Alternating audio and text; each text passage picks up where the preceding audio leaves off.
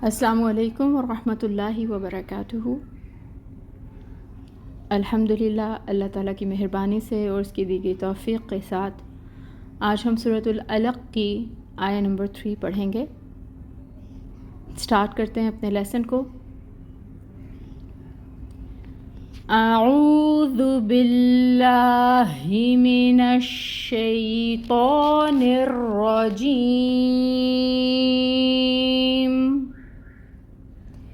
بسم اللہ الرحمن الرحیم۔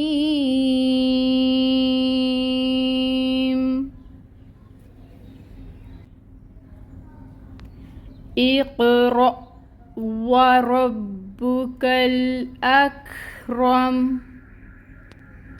تجوید رول سیکھیں گے۔ حمزہ کے اوپر آپ کو کوئی حرکت نظر نہیں آ رہی یہاں پر۔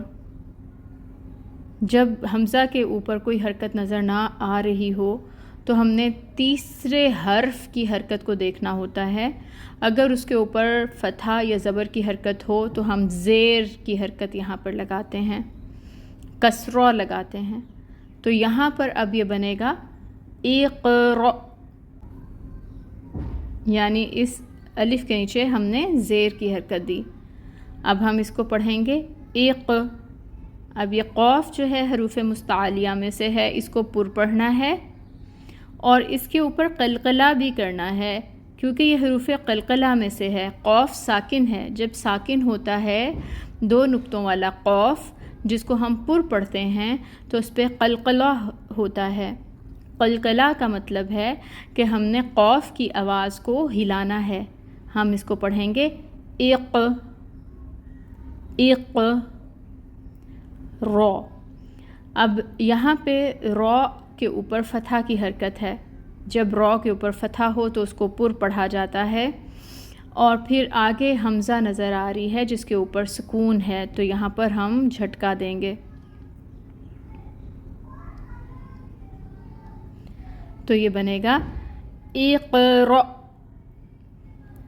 آگے واو ہے، واو کے اوپر فتحہ کی حرکت 1 کاؤنٹ پڑھیں گے، لمبا نہیں کریں گے، اور واو کی ادائیگی کے لیے آپ نے اپنے لپس کو اچھے سے راؤنڈ کرنا ہے۔ ڈونٹ لائک شیپ آپ کے لپس کی ہو جائے گی، ہونٹ گول کر کے پھر آپ نے واو ادا کرنا ہے، اور اس کے اوپر فتحہ جو آپ نے ادا کرنی ہے وہ 1 کاؤنٹ ہوگی، ٹھیک ہے۔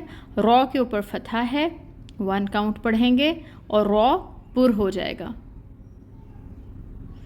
با کے اوپر تشدید ہے۔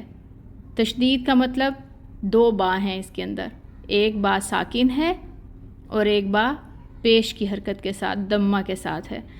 تو ہم نے رو کو پہلے جوائن کرنا ہے با کے ساتھ ٹائٹلی، ٹائم ٹیکنگ ہوگا۔ تشدید ہے، 2 حرف ہم نے ادا کرنے ہیں، با ساکن بھی اور با پیش کے ساتھ بھی، تو اس وجہ سے تھوڑا ٹائم لگے گا۔ ہم کہتے ہیں کہ تشدید پہ ہم ٹائم ٹیکنگ کرتے ہیں۔ رب، رب پیش کی حرکت کو لمبا نہیں کریں گے۔ کاف، یہ کاف جو ڈنڈے والی کاف ہوتی ہے یہ باریک ہوتی ہے، اس کو باریکی کے ساتھ ادا کریں گے، اور اس کے اوپر فتحہ کی حرکت ہے جس کو 1 کاؤنٹ پڑھیں گے۔ وَرَبُّكَ، کاف کو لام کے ساتھ ملائیں گے، کل لام کو ہلانا نہیں ہے، توسط آئے گا، یعنی لام کو ہم ہلائیں گے نہیں۔ پھر حمزہ ہے، حمزہ کے اوپر فتحہ کی حرکت ہے، 1 کاؤنٹ پڑھیں گے۔ اس حمزہ کو کاف کے ساتھ ملائیں گے، کاف ساکن ہے۔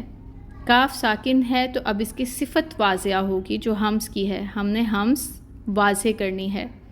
رو پہ فتحہ ہے، رو پر ہوگا، اور جو فتحہ کی حرکت ہے وہ 1 کاؤنٹ پڑھی جائے گی۔ میم کے اوپر پیش کی حرکت ہے، لیکن کیونکہ آگے وقف آ رہا ہے اس وجہ سے ہم اس کو ساکن کر دیں گے۔